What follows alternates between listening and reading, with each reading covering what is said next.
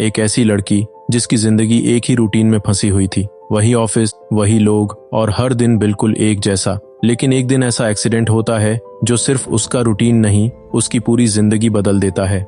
कहानी लिंडा से शुरू होती है, एक ऐसी एम्प्लॉई जिसकी जिंदगी बेहद बोरिंग हो चुकी है। वो खुद पर ध्यान नहीं देती, इसीलिए ऑफिस में कोई उसे सीरियसली नहीं लेता और ज्यादातर लोग उसे इग्नोर करते हैं। सिर्फ एक इंसान है, डोनोवन, जो उससे बात करता है, लेकिन वो भी सिर्फ अपने मतलब के लिए। डोनोवन लिंडा को मैनिपुलेट करता है। वो उसे समझाता है कि मीटिंग रूम छोटा है और एम्प्लॉयज कम करने हैं, इसीलिए वो उसके नाम से रिपोर्ट्स ले लेता है। लिंडा मजबूरी में मान जाती है, लेकिन जैसे ही वो मीटिंग रूम के बाहर जाती है, वो देखती है कि डोनोवन उसका नाम वाला पेपर डस्टबिन में फेंक देता है और पूरी रिपोर्ट अपने नाम से पेश कर देता है। ये देखकर लिंडा अंदर से टूट जाती है, लेकिन कुछ नहीं कहती और चुपचाप घर लौट जाती है। घर पहुंचकर वो डिनर बनाते वक्त अपने पेरेंट से बात करती है और अपना सारा दर्द उससे शेयर करती है। फिर खुद को समझाती है कि सब ठीक हो जाएगा। उसे उम्मीद होती है क्योंकि कंपनी ओनर का बेटा ब्रैडली जल्द ही मैनेजमेंट संभालने वाला है और उसके फादर ने लिंडा से प्रॉमिस किया था कि वो उसे डेप्यूटी मैनेजर बनाएंगे। लिंडा सपने देखने लगती है, बेटर सैलरी, बड़ा घर और एक नई लाइफ। अगले दिन जैसे ही उसे पता चलता है कि ब्रैडली आ गया है, वो खुश हो जाती है। वो जल्दी से अपना सैंडविच ड्रॉअर में रखती है और उससे मिलने चली जाती है। लेकिन ब्रैडली बिल्कुल वैसा नहीं होता जैसा उसने सोचा था। वो स्टाइलिश, एरोगेंट और एटीट्यूड से भरा हुआ है। लिंडा का मेसी लुक और फेस पर लगा खाना देखकर वो उसे बीच में ही चुप करा देता है और सीधे अपने ऑफिस में चला जाता है। ऑफिस में जाकर ब्रैडली असिस्टेंट से कहता है कि लिंडा को किसी दूर ब्रांच में ट्रांसफर कर दो या फिर सीधे निकाल दो। दूसरी तरफ वो डोनोवन को प्रमोट करके वाइस प्रेसिडेंट बना देता है। असिस्टेंट उसे याद दिलाता है कि उसके फादर ने लिंडा से प्रॉमिस किया था और वो एक जीनियस एम्प्लॉई है। ये सुनकर ब्रैडली एक प्लान बनाता है। वो डिसाइड करता है कि पहले लिंडा से सारा वैल्यूएबल डेटा निकलवाएगा और फिर उसे कंपनी से बाहर कर देगा। दिन के दौरान लिंडा नोटिस करती है कि ब्रैडली और डोनोवन काफी क्लोज हैं। एक एम्प्लॉई उसे बताती है कि दोनों पुराने दोस्त हैं, सेम यूनिवर्सिटी से हैं, साथ गोल्फ खेलते हैं और ब्रैडली उसे वाइस प्रेसिडेंट बना रहा है। ये सुनकर लिंडा पूरी तरह टूट जाती है क्योंकि ये प्रमोशन उसकी लास्ट होप थी। वो सीधे ब्रैडली के ऑफिस में जाती है और कहती है कि डोनोवन सिर्फ 6 महीने से काम कर रहा है, जबकि वो 7 साल से कंपनी में है, तो प्रमोशन किसे मिलना चाहिए। ब्रैडली उसे समझाता है कि वो बेस्ट एम्प्लॉयज में से एक है और नंबर्स में जीनियस है, लेकिन उसमें सोशल स्किल्स की कमी है। उसे ऐसा इंसान चाहिए जो लोगों से डील कर सके और बड़े क्लाइंट्स को हैंडल कर सके। फिर माहौल हल्का करने के लिए ब्रैडली उसे बैंकॉक प्रोजेक्ट ऑफर करता है। वो कहता है कि अगर लिंडा वहां की बड़ी प्रॉब्लम सॉल्व कर दे और उसे गलत साबित कर दे तो वाइस प्रेसिडेंट की सीट उसकी होगी। तभी उसकी फियांसे जोए अंदर आती है। लिंडा उसे देखकर दोनों के बीच का फर्क समझ जाती है, उसे कंग्रेचुलेट करती है और जल्दी से अपना सामान लेकर बाहर निकल जाती है ताकि खुद को संभाल सके।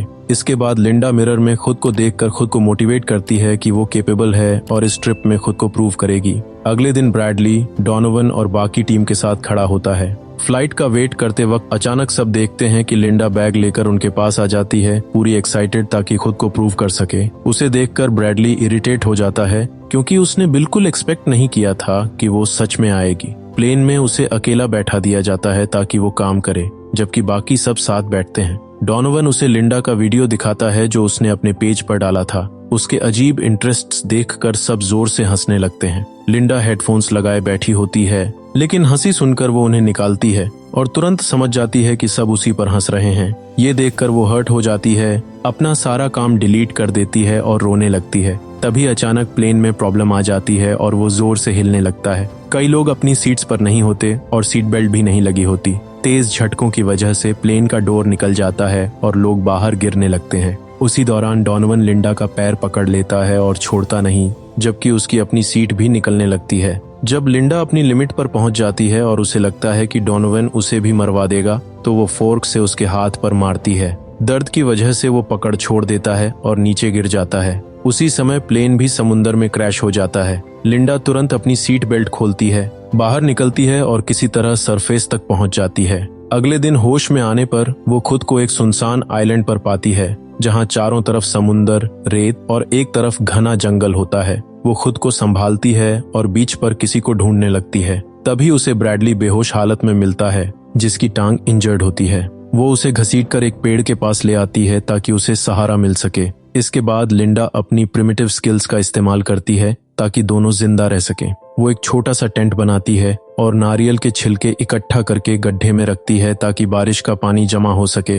ब्रैडली अगले दिन तक बेहोश ही रहता है। जब वो उठता है तो कंफ्यूज्ड होता है। तब लिंडा उसे पानी देती है और बताती है कि बाकी सब लोग मर चुके हैं और अब सिर्फ वो दोनों ही बचे हैं। लिंडा आग जलाने और खाना पकाने की कोशिश करती है ताकि वो भूख से न मरे। जब वो मछली सेक लेती है तो बहुत खुश होती है। ब्रैडली को ये बिल्कुल पसंद नहीं आता, लेकिन मजबूरी में उसे खाना पड़ता है। अगले दिन लिंडा जंगल से खुश होकर वापस आती है और ब्रैडली को स्नेल दिखाती है, ये कहते हुए कि ये खाने में टेस्टी होती है। ब्रैडली इस सिचुएशन से इरिटेट हो जाता है और उससे पूछता है कि उसने हेल्प सिग्नल क्यों नहीं भेजा, जमीन पर हेल्प क्यों नहीं लिखा या आग क्यों नहीं जलाई। लिंडा शांत होकर कहती है कि उसकी प्रायोरिटी है कि वो दोनों नॉर्मल तरीके से जिंदा रहें, यानी उन्हें खाना और पानी मिलता रहे। ये सुनकर ब्रैडली अपना कंट्रोल खो देता है और उसे इंसल्ट करता है। वो कहता है कि ये सब बेवकूफ़ी है और लिंडा यहाँ बस उसकी देखभाल करने का ड्रामा कर रही है। लिंडा उसे साफ कहती है कि ये ऑफिस नहीं है और वो उसका बॉस नहीं है।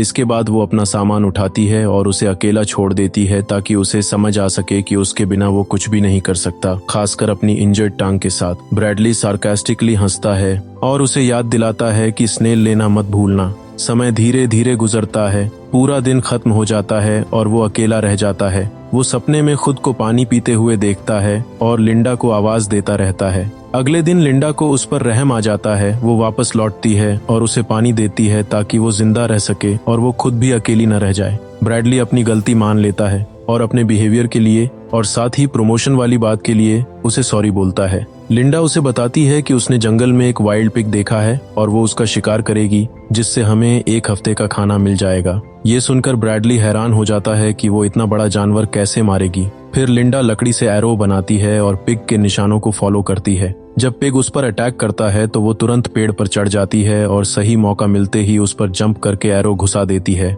जिससे वो मर जाता है। वो खुशी से हंसते हुए ब्रैडली के पास पिग का सिर लेकर आती है। पहली बार दोनों साथ बैठकर खाना खाते हैं, हंसते हैं और उनके बीच एक दोस्त जैसा बॉन्ड बनने लगता है। अगले दिन लिंडा जंगल में खोजते हुए एक वाटरफॉल ढूंढ लेती है और बहुत खुश हो जाती है कि अब पानी की कोई कमी नहीं रहेगी। तभी उसे दूर से बोट की आवाज सुनाई देती है। वो तुरंत समुद्र की तरफ दौड़ती है मदद के लिए, लेकिन अचानक रुक जाती है। उसे एहसास होता है कि अगर वो बच गई तो उसे अपनी पुरानी अकेली और असफल लाइफ में लौटना पड़ेगा, जबकि यहाँ वो खुद को बेहतर समझ रही है और ब्रैडली भी उसके साथ है। वो वापस ब्रैडली के पास लौटती है। ब्रैडली परेशान होकर पूछता है कि 2 हफ्ते हो गए हैं, अब वो यहाँ से कब निकलेंगे। लिंडा कहती है कि ऐसे हालात में पॉजिटिव रहना जरूरी है। ये सुनकर ब्रैडली गुस्सा हो जाता है और कहता है कि उन्हें बोट बनाकर यहाँ से निकलना चाहिए। लिंडा उसके आइडिया से खुश दिखती है, लेकिन साथ ही ये भी कहती है कि यहाँ उनके पास पानी और खाना है और वो उसका ध्यान रख रही है। ब्रैडली समझ जाता है कि लिंडा को ये लाइफ पसंद आने लगी है,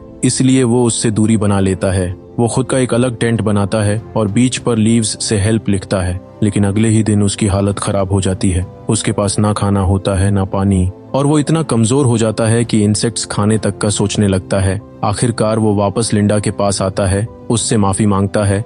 इस दौरान लिंडा का सेटअप और बेहतर हो चुका होता है। उसके पास टूल्स, फ्रूट्स और फिश सब कुछ होता है। ब्रैडली मान लेता है कि लिंडा सही थी और सर्वाइवल के लिए साथ रहना जरूरी है। लिंडा समझ जाती है कि वो सिर्फ अपनी जरूरत के लिए ये सब कह रहा है, लेकिन फिर भी उसे माफ कर देती है और अपने साथ खाने देती है। इसके बाद वो उसे पूरे आइलैंड का टूर कराती है। दोनों पहाड़ पर चढ़ते हैं, जहां वो उसे अलग अलग फ्रूट्स दिखाती है और एक एक्स जैसी जगह दिखाकर मना करती है कि वहां डेंजरस इंसेक्ट्स हैं। वापस आते वक्त पहाड़ का एक हिस्सा टूट जाता है और लिंडा गिरने लगती है, लेकिन ब्रैडली उसे पकड़कर ऊपर खींच लेता है। यहीं से उनके बीच असली ट्रस्ट बनने लगता है। लिंडा उसे थैंक्स के तौर पर एक स्पेशल फ्रूट देती है। रात में ब्रैडली अपने बचपन के बारे में बताता है कि उसके के घर में प्यार और भावनाएं कम थीं। उसके पापा ज्यादा दिल से नहीं, दिमाग से सोचते थे और उसकी माँ हर चीज पर कंट्रोल रखती थी। इसी वजह से वो लोगों के साथ थोड़ा सख्त और कठोर व्यवहार करता है। लिंडा उसकी बात समझ जाती है और जान जाती है कि उसके एक्शंस के पीछे उसका पास्ट है।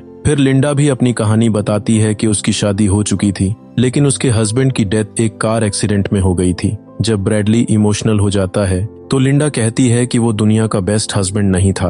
वो बताती है कि उसका पति बहुत शराब पीता था और झगड़े इतने बढ़ जाते थे कि उसे कुछ समझ नहीं आता था, इसलिए वो उसकी कार कीज छुपा देती थी। लेकिन एक दिन बड़ा झगड़ा हुआ और गुस्से में मैंने वो कीज उसे दे दी। उस दिन वो बाहर गया और फिर कभी वापस नहीं आया। ये सब याद करते हुए उसकी आंखों में आंसू आ जाते हैं। वो ब्रैडली से कहती है कि वो पहला इंसान है जिससे वो ये सब शेयर कर रही है और शायद किस्मत ने ही उन्हें यहाँ मिलाया है, इसलिए उन्हें यहीं साथ जीना चाहिए। ब्रैडली ये सुनकर शॉक हो जाता है और समझ नहीं पाता कि वो सीरियस है या नहीं। अगले दिन तेज बारिश होती है, इतनी तेज कि उनका टेंट टूट जाता है। दोनों भागकर एक गुफा में छुपते हैं और पूरी रात वहीं बिताते हैं। सुबह जब लिंडा उठती है तो वो खुद को अकेला पाकर घबरा जाती है। उसे लगता है ब्रैडली उसे छोड़कर चला गया। वो उसे ढूंढने निकलती है, तभी ब्रैडली वापस आता है और बताता है कि वो ब्रेकफास्ट ढूंढने गया था।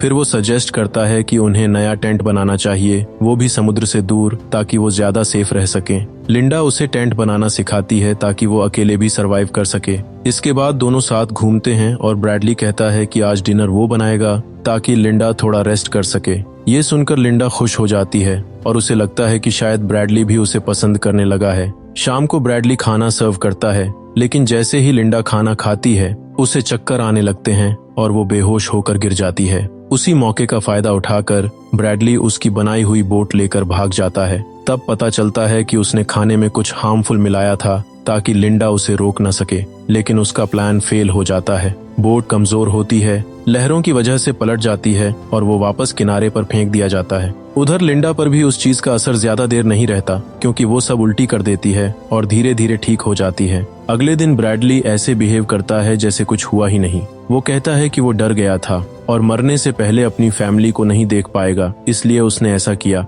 उसका लिंडा को हर्ट करने का कोई इरादा नहीं था। लिंडा भी अजीब तरह से नॉर्मल रहती है और कहती है कि वो उसकी सिचुएशन समझती है, लेकिन उसे खाने में ज्यादा क्वांटिटी डालनी चाहिए थी ताकि असर सही से होता। इसके बाद वो ब्रैडली के लिए ऑक्टोपस ग्रिल करती है। जैसे ही ब्रैडली उसे खाता है, उसे महसूस होता है कि उसका शरीर सुन्न हो रहा है और वो हिल भी नहीं पा रहा। तब लिंडा बताती है कि इस ऑक्टोपस में ऐसे एलिमेंट्स होते हैं जो नर्व्स के सिग्नल्स को रोक देते हैं, इसलिए वो तब तक मूव नहीं कर पाएगा जब तक इसका इफेक्ट खत्म नहीं हो जाता।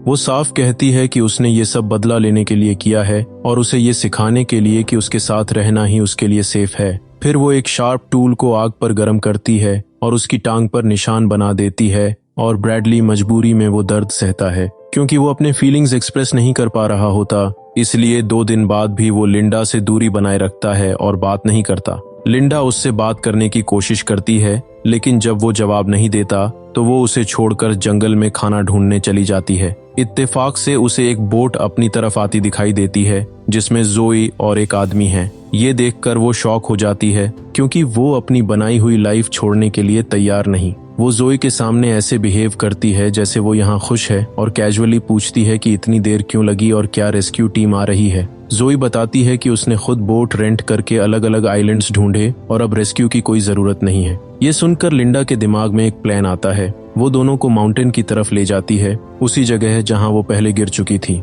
जैसे ही जोई वहाँ कदम रखती है, वो फिसल कर गिर जाती है, लेकिन उसका साथी उसे पकड़ लेता है और लिंडा से मदद मांगता है। उस वक्त लिंडा सोचने लगती है कि वो उन्हें बचाए या दोनों से छुटकारा पाले। आखिरकार वो अकेली ही ब्रैडली के पास वापस लौटती है। जोई के साथ क्या हुआ ये सिर्फ वही जानती है, लेकिन वो बहुत डिप्रेस्ड लगती है। 2 दिन तक वो ब्रैडली से बात नहीं करती। फिर ब्रैडली खुद उससे बात करने की कोशिश करता है। इसी दौरान लिंडा को जोई की आवाज सुनाई देने लगती है, जैसे वो पानी से निकलकर पूछ रही हो कि उसने उसके साथ ऐसा क्यों किया। लिंडा शॉक में उस पर वार करने जाती है, लेकिन तुरंत समझ जाती है कि ये सिर्फ उसका भ्रम है। उधर ब्रैडली जंगल में पिग ढूंढते हुए रेत में दबा हुआ एक हाथ देखता है। जब पास जाकर वो देखता है तो शॉक हो जाता है, क्योंकि वो जोई है। वो उसकी रिंग से उसे पहचान लेता है। वो पूरी तरह टूट जाता है और उसकी रिंग लेकर लिंडा के पास आता है। वो उससे पूछता है कि अब वो ठीक है या अभी भी सैड है। लिंडा उसके टोन से कंफ्यूज हो जाती है। तब ब्रैडली उसे रिंग दिखाता है और उससे जवाब मांगता है।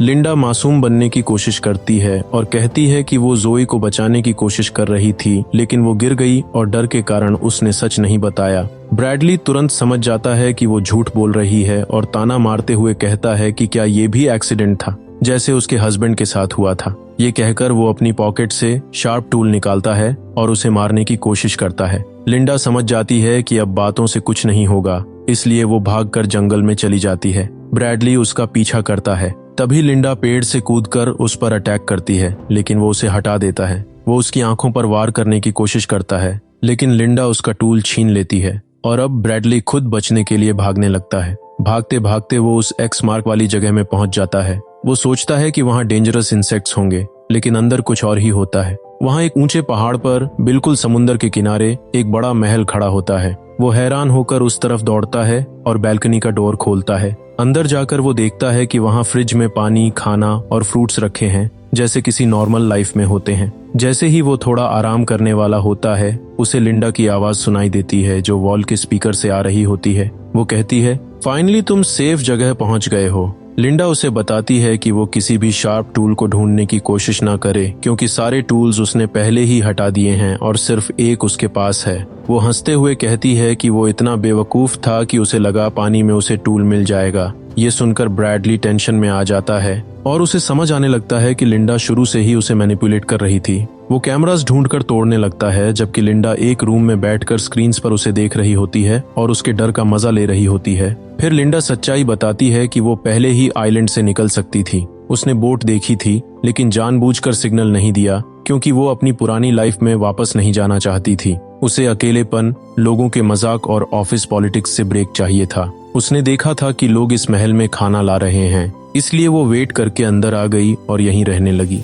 वो जितना चाहती थी उतना खाती रही और ब्रैडली को थोड़ा थोड़ा देती रही ताकि वो उसके साथ बना रहे। फिर वो बताती है कि उसने अपने दिमाग में एक नई लाइफ बना ली थी अपने नए लवर के साथ, जो ब्रैडली है, लेकिन उसने सब खराब कर दिया। उधर ब्रैडली सारे कैमरास तोड़ देता है और धीरे धीरे उसकी तरफ बढ़ रहा होता है। लिंडा कहती है कि जोए को मारने का उसका इरादा नहीं था, उसने सिर्फ पत्थर फेंका था ताकि वो दोनों गिर जाएं। वो बस उन्हें अलग करना चाहती थी। वो उसे मैनिपुलेट करने की कोशिश करती है और कहती है कि जो कुछ हुआ वो शायद बेस्ट था। दोनों ही प्लेन क्रैश से बचे और ये कोई कोइंसिडेंस नहीं है, उन्हें साथ ही रहना था। अपनी बात खत्म करके लिंडा गन लेकर बाहर आती है ताकि उसे मार सके, क्योंकि उसने पहले उसे धोखा दिया था। लेकिन ब्रैडली भी चाल चलता है। वो पीछे हटता है, सॉरी बोलता है और रोने लगता है। अपने बचपन की बातें करता है और कहता है कि वो नई शुरुआत करना चाहता है। लिंडा उसकी बातों में आ जाती है और मैं तुमसे प्यार करती हूँ कहकर गन नीचे कर देती है। उसी पल ब्रैडली उसे धोखा देता है और पास रखे वेस्ट से उसके सिर पर वार करता है, लेकिन लिंडा तुरंत गोल्फ स्टिक से उसके पेट पर जोर से वार करती है। उसे आखिरी बार देखती है और बिना किसी पछतावे के उसे खत्म कर देती है। 1 साल बाद लिंडा पूरी तरह बदल चुकी है। वो 19th सेलिब्रिटी गोल्फ टूर्नामेंट में खेलती हुई दिखाई देती है। तब पता चलता है कि रेस्क्यू के बाद उसकी कहानी काफी फेमस हो गई, क्योंकि उसने इतने लंबे समय तक अकेले सरवाइव किया था। वो इसी फेम का फायदा उठाकर एक बुक लिखती है जिसमें अपने पूरे एक्सपीरियंस को शेयर करती है और यहीं से उसकी सक्सेस शुरू होती है।